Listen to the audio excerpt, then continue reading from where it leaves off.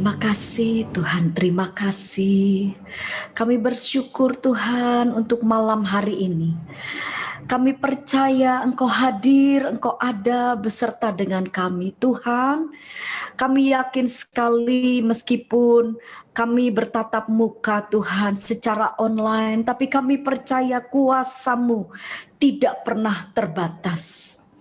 Tuhan, kami yakin malam ini Engkau dapat berbicara lebih lagi kepada setiap kami melalui kebenaran firman-Mu. Biarlah firman yang sudah memberikan tuntunan kepada hamba-Mu ini dapat juga memberikan kekuatan, penghiburan, dan tuntunan kepada setiap anak-anak-Mu yang rindu Tuhan kepada Engkau. Tuhan urapi, Tuhan berkati, dan hamba percaya Tuhan malam ini kuasa Tuhan nyata atas hidup kami. Di dalam nama Tuhan Yesus kami siap diberkati oleh kebenaran firman Tuhan. Haleluya. Amin. Puji Tuhan. Selamat malam. Ya, shalom Bapak Ibu Saudara. Senang sekali saya bisa berkumpul kembali. Nah, saya percaya sekali malam ini Tuhan akan memberikan kepada kita satu tuntunan ya. Saya berikan satu judul firman Tuhan malam ini adalah sebuah pemulihan. Kenapa?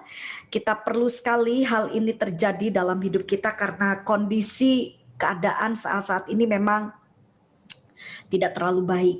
Dan ketika saya berdoa, saya bergumul dengan Tuhan, ya Tuhan memberikan kekuatan kepada saya bahwa segala yang tidak baik pasti bisa dipulihkan di dalam Tuhan. Ya, Bapak Ibu Saudara, mari bersama-sama kita akan coba untuk menyimak kebenaran firman Tuhan ini. Saya percaya sekali bicara tentang pemulihan, berakar kata dari kata pulih. Apakah arti dari pulih? Pulih itu berbicara sesuatu yang hilang dikembalikan. Ya, jadi pulih itu sesuatu keadaan yang mungkin rusak atau mungkin tidak baik karena ada peristiwa-peristiwa yang terjadi, apakah itu hati kita yang terluka, kondisi hidup kita yang mungkin mengalami sesuatu yang menjadi merosot gitu ya dalam segala aspek karena ada sesuatu. Nah, di dalam hal ini Tuhan rindu supaya hidup kita ini kuat, Bapak Ibu, dan hidup kita ini tetap jadi berkat, jadi terang. Jadi Tuhan itu memberikan satu janji kepada setiap kita orang percaya bahwa di dalam Tuhan selalu ada pemulihan. Ya, jadi kata pulih itu sesuatu yang hilang, yang dikembalikan. Nah, kita coba lihat dalam Kejadian pasal 5 ayat 29. Di Kejadian pasal 5 ayat 29 firman Tuhan berkata begini, dan memberi nama Nuh kepadanya, katanya, anak ini akan memberi kepada kita penghiburan dalam pekerjaan kita yang penuh susah payah di tanah yang telah terkutuk oleh Tuhan. Nah, mari kita simak kata penghiburan. Jadi pada waktu itu saya percaya sekali bahwa Nuh ini adalah pribadi yang kalau sampai dicatat di dalam firman Tuhan, berarti Tuhan mau kita sebagai orang percaya belajar, ya, mempelajari, menyimak kehidupan Nuh, karena tentunya di dalam kehidupan Nuh ini ada beberapa hal yang baik yang memang Tuhan juga rindu kita ini benar-benar bisa mengerti ya kehendak Tuhan. Memberi penghiburan artinya adalah sebuah harapan akan kehidupan yang lebih baik. Jadi ketika kehidupan Nuh, kalau kita mulai belajar dan menyimak, pasti Bapak Ibu Saudara sudah memahami ya peristiwa Nuh ini. Kan Nuh ini ada di sebuah zaman di mana pada waktu itu zaman itu sangat jahat, sehingga Tuhan mengizinkan satu peristiwa yang besar terjadi dan itu berdampak membawa kematian yang begitu besar ya. Yang hidup hanya Nuh sekeluarga. Ya, itu juga sangat mustahil kalau bukan pimpinan Tuhan. Jadi ini satu bencana bahaya besar yang terjadi di dunia pada saat di zaman Nuh yang mengakibatkan begitu banyak sekali kematian yang terjadi ya. Dan saya percaya sekali ketika ayat ini datang kepada kita, Bapak Ibu, Tuhan mau supaya kita memahami bahwa meskipun kondisi di dunia ini sedang tergoncang, meskipun ada sesuatu yang mungkin akan membawa satu dampak yang mengerikan, tapi Tuhan itu sanggup melindungi anak-anaknya. Tuhan itu sanggup melindungi umat pilihannya. Nah, tapi kita harus belajar bagaimana supaya saya dengan Bapak Ibu ini benar-benar ada di kondisi yang betul-betul Tuhan jagai. Ya, ini kita mendengar bahwa virus corona ini bermutasi ya, dan hari-hari ini virusnya itu menurut saya juga mengikuti informasi dari media ya, juga pemerintah juga memberikan satu masukan kepada kita bahwa virus ini tidak main-main. Jadi kita tetap harus waspada gitu ya, berjaga-jaga, apalagi ini di musim libur panjang gitu kan, semua orang mudik, liburan, ya sampai mudik itu di stop kan ya.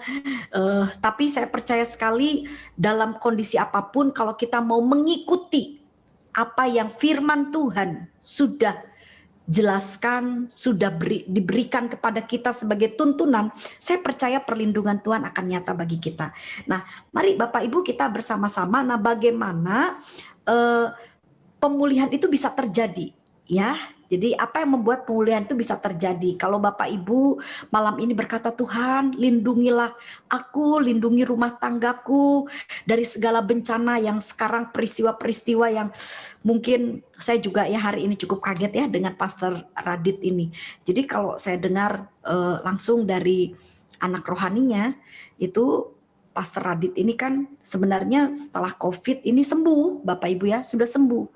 Nah, kesembuhannya itulah yang berdampak menjadi lebih parah pada tubuhnya yang saya dengar, karena ternyata antibodi yang dihasilkan dari karena kesembuhan dari COVID tersebut, beliau malahan mengalami satu pendarahan ya, karena antibodinya itu menyerang tubuhnya sendiri gitu, pertahanan tubuhnya. Wah itu, jadi kita ini ya serba bingung ya, sembuh tapi bagi beberapa orang yang mungkin ada penyakit-penyakit bawaan itu juga sangat-sangat riskan gitu. Tapi Bapak Ibu, hari ini saya percaya sekali bahwa mati hidup kita orang percaya itu di tangan Tuhan ya. Saya sangat yakin kalau hamba-hamba Tuhan, anak-anak Tuhan yang hari-hari ini mendahului kita ya, meskipun melalui sebuah penyakit yaitu COVID ya, sepertinya ini karena sepertinya kena dampak dari bencana yang sedang terjadi di dunia ini, tapi saya yakin mati hidup orang percaya itu di tangan Tuhan ya. Karena kalau rumah kita belum jadi Bapak Ibu, kita ya belum disuruh pulang. Tapi kalau rumah kita udah jadi di surga gitu, untuk apa kita ini berontak dan harus lama-lama di dunia yang penuh sesak ini ya. Saya percaya sekali bahwa Tuhan mau kita betul-betul memiliki iman. Nah, bagaimana supaya perlindungan Tuhan itu nyata atas kita? Jadi saya berikan satu judul, apa yang membuat pemulihan ini terjadi. Yang pertama Bapak Ibu, kita lihat di dalam Kejadian pasal yang ke-8 ayat yang pertama. Jadi Nuh ini kenapa sih sampai di tengah bencana alam, di tengah kondisi dunia yang tidak baik, kok Nuh itu sekeluarga betul-betul mendapatkan satu anugerah yang besar dari Tuhan. Mereka itu selamat, diberi kehidupan. Kenapa? Yang pertama, karena Nuh itu diingat sama Tuhan. Coba lihat Kejadian 8 ayat yang pertama ya, Bapak Ibu, dikatakan begini. Maka Allah mengingat Nuh dan segala binatang liar dan segala ternak yang bersama-sama dengan dia dalam bahtera itu. Dan Allah membuat angin menghembus melalui bumi sehingga air itu turun. Jadi perhatikan Bapak Ibu. Dari ayat ini kita mau belajar bahwa segala yang terjadi di dunia ini itu sekehendaknya Allah. Ya, sampai angin sekalipun. Ya, dan Allah membuat angin menghembus. Jadi gerakan angin, segala yang terjadi di bumi ini, itu semuanya itu dikendalikan oleh tangan Allah sendiri. Dan Nuh itu betul-betul mendapatkan kasih karunia Tuhan, perlindungan Tuhan. Kenapa? Karena Nuh ini diingat sama Tuhan. Ya, ayatnya jelas. Maka Allah mengingat Nuh. Nah, sekarang masalahnya Bapak Ibu, bagaimana caranya, apa yang membuat Allah itu mengingat Nuh gitu ya. Bagaimana supaya Allah itu ingat kita gitu. Jadi Bapak Ibu, ini sangat penting sekali. Di sini dikatakan di Kejadian pasal 6 ayat 22. Saya ajak Bapak Ibu untuk melihat ayat ini. Dikatakan begini. Lalu Nuh melakukan semuanya itu tepat seperti yang diperintahkan Allah kepadanya. Demikianlah dilakukannya. Ini saya ingin share kepada Bapak Ibu ya, karena saya ini hari-hari ini melayani beberapa persekutuan doa melalui online, dan saya cukup agak sedikit miris karena dari beberapa anak-anak Tuhan ya yang mengikuti online ini sempat share dengan saya, Bapak Ibu ya. Share dengan saya kalau mereka itu mengikuti beberapa pengajaran-pengajaran ya, kayak seminar-seminar melalui online. Nah, ketika mengikuti pengajaran ini, lah ini kan pengajarannya ini, seminarnya ini tentang firman Tuhan. Ya, sebenarnya pengajarannya ini tentang berbicara bagaimana seorang pendoa, katanya begitu. Ya, ini cocok banget nih kan Bapak Ibu ya. Ini namanya juga mesbah doa. Jadi Bapak Ibu juga adalah para pendoa. Jadi saya cukup kaget ketika pengajaran itu menyatakan bahwa seorang pendoa tidak boleh melakukan pijat refleksi. Saya sampai kaget, saya bilang dan peserta jemaat ini tanya sama saya, Bu Vera, saya ini mengikuti sebuah seminar. Nah, yang jadi pembicara ini ya bukan kacangan, bukan hamba Tuhan biasa-biasa gitu ya. Dia seorang wakil gembala dari sebuah gereja, dan gerejanya juga cukup dikenal gitu. Dia cukup kaget ketika hamba Tuhan ini mengajar bahwa kalau saudara sebagai seorang pendoa, saudara tidak boleh melakukan pijat refleksi gitu ya. Nggak boleh melakukan pijat-pijat gitu. Saya cukup kaget karena begini, segala yang kita ajarkan ya, kalau sepertinya kita sedang melakukan pengajaran-pengajaran firman, itu kan harus ada dasar kebenaran firman Tuhan yang bisa membuat pengajaran itu menjadi sehat. Nah, saya jujur aja tanya gitu ya kepada jemaat ini, loh itu di mana gitu loh, dasarnya apa? Kok bisa menyatakan bahwa seorang pendoa itu nggak boleh pijat? Lalu beliau katanya begini. Jadi si hamba Tuhan ini bilang bahwa beberapa waktu yang lalu ada seorang hamba Tuhan katanya ya, dia itu saling memijat. Saya nggak ngerti ini maksudnya mijat apa. Dan karena dia itu suka dipijat gitu ya. Terus satu kali dia minta dipijat, dan akhirnya dia jatuh di dalam dosa karena pijatan itu. Saya pikir gini, buat saya Bapak Ibu, perintah Tuhan itu harus dari pengajaran firman, ya, bukan dari pengalaman. Bukan, pengalaman hidup itu adalah sebuah peneguhan, tapi tidak boleh dijadikan doktrin, ya, tidak boleh dijadikan satu ketetapan. Yang menjadi doktrin, yang menjadi dasar atau pegangan hidup kita itu adalah pengajaran firman. Ya, contohnya seperti ada seseorang bilang, wah kalau sepertinya mendoakan orang sakit itu harus disembur, gitu ya, disembur pakai air. Saya bilang begini, dari mana Anda menyatakan ini? Kok kamu bisa menyatakan bahwa untuk mendoakan orang sakit itu harus disembur? Iya, karena ada seorang hamba Tuhan, ketika dia mendoakan jemaat yang sakit, dia sembur gitu pakai air, sembuh. Gitu. Nah, saudara, pengalaman pribadi kita dengan Tuhan itu satu dengan yang lain berbeda. Ya, kayak seperti para rasul, ada yang hanya karena lewat saja bayangannya itu bisa menyembuhkan. Ada juga rasul-rasul yang dengan sapu tangan itu bisa menyembuhkan. Tapi kan itu bukan sebuah doktrin. Itu bukan sesuatu yang harus kita jadikan patokan. Karena itu pengalaman hidup. Ya, tetapi yang menjadi pegangan kita itu adalah firman Tuhan, ucapan dari apa yang Tuhan Yesus ajarkan.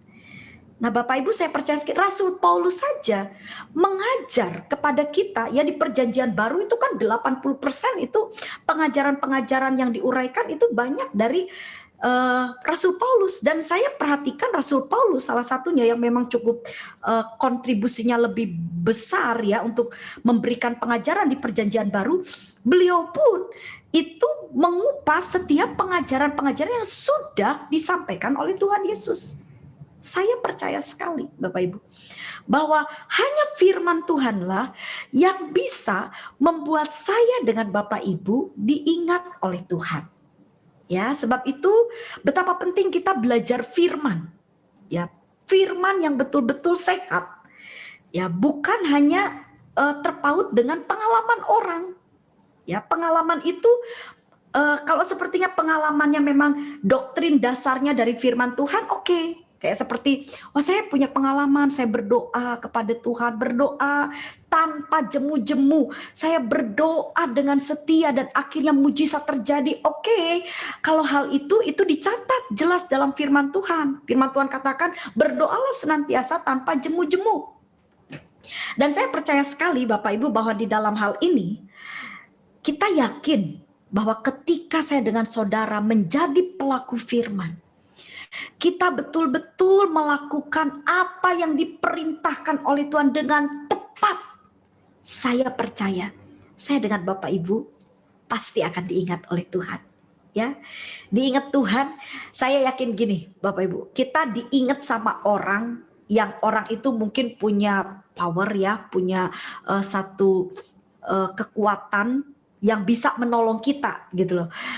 Saya dengar satu kali ada teman saya bilang gini, aduh dia pergi ke satu kota, terus di kota itu dia dihubungi sama temannya. Nah temannya ini salah satu orang yang termasuk kaya gitu ya, termasuk juga terkenal di kota itu, dan dia tuh punya jaringan yang cukup luas. Nah ketika dia datang ke kota itu dan dia dihubungi oleh temannya ini yang punya kapasitas dalam hidupnya itu bisa berdampak buat banyak orang gitu di lingkungannya, itu dia tuh senangnya minta ampun gitu. Jadi satu kali tuh dia pernah chatting sama saya, "Fe, kamu tahu nggak waktu aku kesana, kamu masih inget nggak teman kita?" katanya. "Ini," katanya. "Wah, ya saya tahu dia udah terkenal." Dia bilang, "Iya loh waktu aku kesana tuh, oh iya aku dihubungi loh Fe, aduh senang banget, ditraktir makan, diajak kemana ya." Bapak Ibu itu saya pikir gini, orang baru diingat sama manusia yang punya kekuatan di bumi saja udah senengnya minta ampun gitu loh. Dan dia itu betul-betul menikmati apa yang mungkin temennya ini punya, dia juga bisa nikmati. Nah saudara, bayangkan kalau saya dengar saudara diingat sama Tuhan. Ya, saya percaya sekali. Saya bicara sama Tuhan gini, Tuhan, satu yang saya mau, saya selalu ingin diingat Tuhan. Karena kalau Tuhan yang ingat kita, Bapak Ibu, aduh luar biasa banget hidup kita ini bisa betul-betul dalam kondisi yang aman, nyaman. Ya meskipun kita di tengah badai sekalipun. Saya sangat percaya sekali, satu kali ada satu ibu datang sama saya, "Bu Vera, suami saya ini kena cancer stadium akhir. Dia itu seorang pemain musik, dia itu setia banget melayani gitu. Bu, gimana ini? Saya harus bagaimana merespon menghadapi kenyataan ini?" Lah saya bilang sama ibu, kalau suami ibu sungguh-sungguh dengan Tuhan, hidupnya melekat kepada Tuhan, ibu enggak usah khawatir. Ibu enggak usah takut, karena saya percaya sekali Bapak Ibu.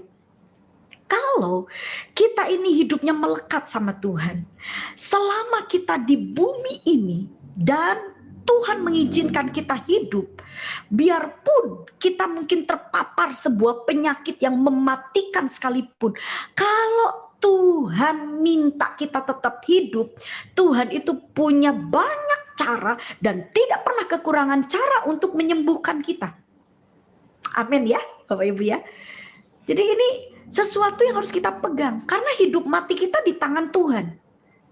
Jadi saya berkata kepada istri ini ya, yang suaminya dalam kondisi yang betul-betul kritis, saya katakan, kalau memang suami ibu Tuhan mau tetap hidup Saya yakin Bu, pasti ada mujizat, pasti ada kesembuhan. Tapi Bu, kalau suami ibu Tuhan minta kembali, biar ibu cari dokter sekaliber, cari dokter di seluruh dunia, mungkin ibu punya uang yang banyak, bisa datangkan dokter yang paling hebat di dunia ini. Tapi kalau kata Tuhan pulang, apalagi suami ibu ini dekat dengan Tuhan. Jadi saya katakan, kalau memang Tuhan mau kita kembali ke pangkuannya, maka dengan sekuat tenaga kita ingin hidup, tidak bisa menghalangi. Tapi sebaliknya, kalaupun kita sampai kita ini mungkin dijahatin orang, mau dibunuh, atau kita terpapar penyakit yang mematikan, tapi kalau Tuhan katakan, tidak, kamu harus hidup, maka kehidupan itu akan menjadi bagian kita. Jadi Bapak Ibu Saudara, mari tetaplah setia dan tetaplah lakukan apa yang Tuhan minta. Lakukan segala perintah Tuhan supaya kita diingat oleh Tuhan. Nah, saya sangat yakin sekali ketika saya dengan Bapak Ibu hidup dalam ketaatan. Ya, jadi bagaimana caranya supaya kita diingat Tuhan? Kita harus hidup dalam ketaatan. Jadi Bapak Ibu Saudara, ini sangat penting sekali. Hal yang kedua, apa sih yang dilakukan oleh Nuh ya sampai Tuhan itu betul-betul memelihara Nuh sedemikian rupa. Nah, Nuh ini ternyata adalah pribadi yang bijaksana dan penuh kesabaran. Wah, ini penting sekali Bapak Ibu, apalagi bagi saya dengan saudara yang menghadapi masa pandemi ya. Kita ini perlu sikap yang bijak dan penuh kesabaran. Coba perhatikan ya, Nuh itu apa sih yang dilakukan oleh Nuh di Kejadian pasal 8, mulai dari ayat 8 sampai dengan ayatnya yang ke-10. Saya bacakan satu persatu kepada Bapak Ibu, perhatikan ya. Kemudian Kejadian 8 ayat 8 kata begini. Kemudian dilepaskannya seekor burung merpati untuk melihat apakah air itu telah berkurang dari muka bumi. Jadi Nuh ini tidak sembarangan Bapak Ibu ya. Nuh ini coba untuk memperhatikan kondisi yang ada. Dia sangat bijak. Dia nggak langsung, wah Tuhan besertaku. Wis langsung ayo kita terjun dari Bahtera. Wah udah Bahtera kita tabatkan atau kita ngadain apa segala macam. Enggak. Nuh itu lepaskan dulu burung. Ya, untuk apa? Untuk mengerti kondisinya nih kayak apa. Nah, saya ajak Bapak Ibu untuk lihat di Kejadian pasal yang ke-10 ayat 10 ya. Kejadian 8 ayat 10. Ia menunggu 7 hari lagi, kemudian dilepaskannya pula burung merpati itu dari Bahtera. Jadi ketika yang pertama Nuh itu melepaskan burung, loh ternyata dari sikap burung ini Nuh bisa tahu, wah kondisi masih belum bagus ini, cuaca, keadaan di luar Bahtera ini masih belum baik untuk ditinggali gitu ya. Maksudnya kondisinya ini masih belum bagus, jadi mereka masih harus tetap ada tinggal di Bahtera. Dan Nuh itu menunggu. Nah, ini ya sabar Nuh itu. Nggak gerutu, nggak, waduh saudara ini banyak jemaat yang kadang, Bu Vera di rumah terus ini kesel loh. Saya kepengen jalan-jalan. Ya ini liburan panjang.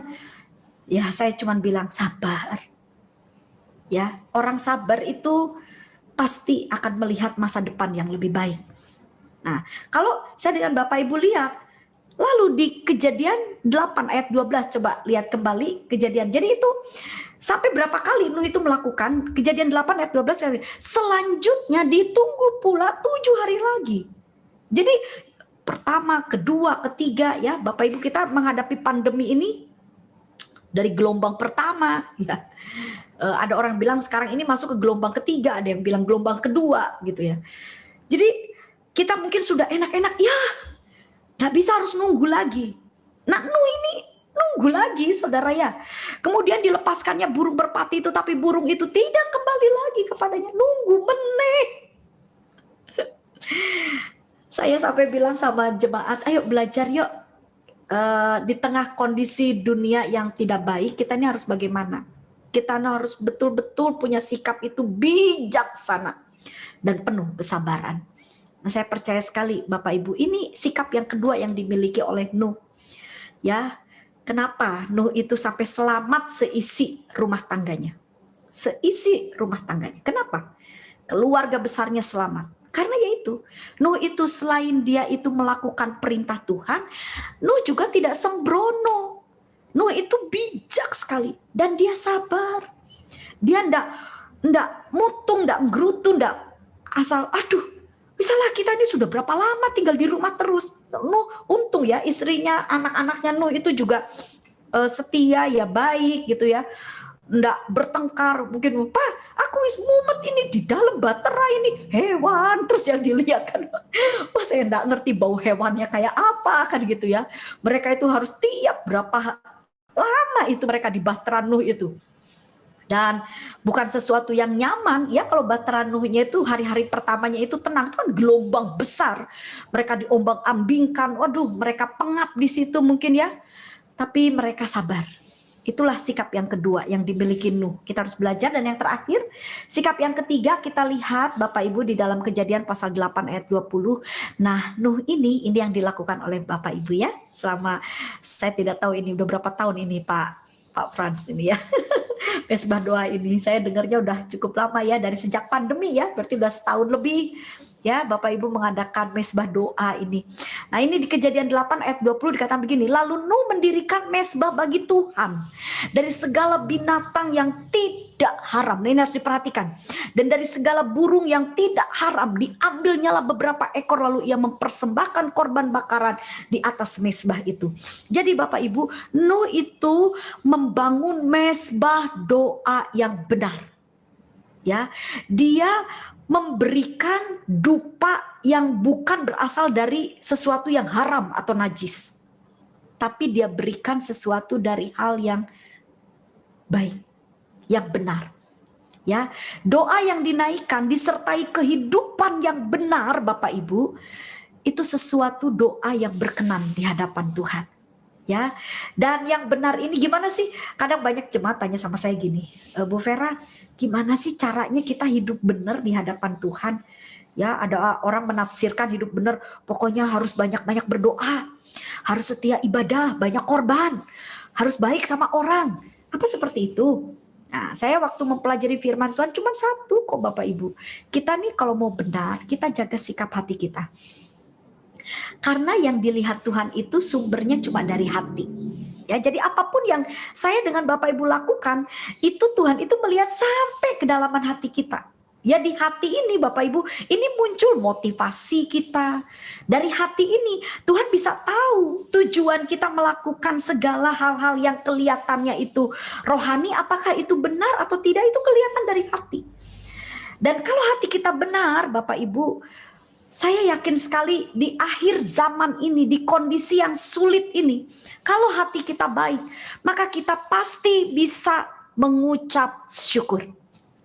Saya yakin sekali malam ini Tuhan mau saya dengan Bapak Ibu mengerti hal ini. Ya, dari sejak saya percaya kepada Tuhan, Bapak Ibu, saya ini belajar untuk terus melakukan 3 hal ini. Apa itu? Yang pertama, saya belajar untuk melakukan perintah Tuhan. Ya, waktu itu saya masih ingat sekali perintah Tuhan yang diberikan kepada saya adalah saya harus hidup di dalam kasih, mengampuni orang-orang yang mengecewakan saya. Ya, saya belajar untuk hidup dalam kasih. Terus saya juga coba untuk saya ini belajar sabar dan tetap bijak. Ya, saya kalau nggak sabar mungkin saya sudah tinggalkan Tuhan Bapak Ibu. Karena pada saat saya terjun di dalam pelayanan, yang namanya manusia yang jahat, itu kadang-kadang bukan dari luar gitu. Di dalam pelayanan itu yang namanya banyak sekali hal-hal yang bisa mengecewakan kita, itu selalu hadir, selalu ada. Tapi saya belajar sabar, saya belajar bijak untuk menghadapi. Ya, apalagi sekarang ini banyak sekali orang ini saling menonjolkan kepintarannya, kehebatannya, ya kubu satu dengan kubu yang lain saling menindas, lalu berkata, saya yang benar, kamu sesat, oh ini sesat ini. Waduh, saya belajar untuk hidup bijak. Artinya apa? Belajar untuk merespon segala sesuatu itu dengan hati yang baik, dengan cara berpikir yang positif. Ya, saya percaya sekali Bapak Ibu hari-hari ini kita nih harus memiliki sikap hidup yang bijak dan penuh kesabaran. Jangan dihadapi dengan emosi, dengan wah ya.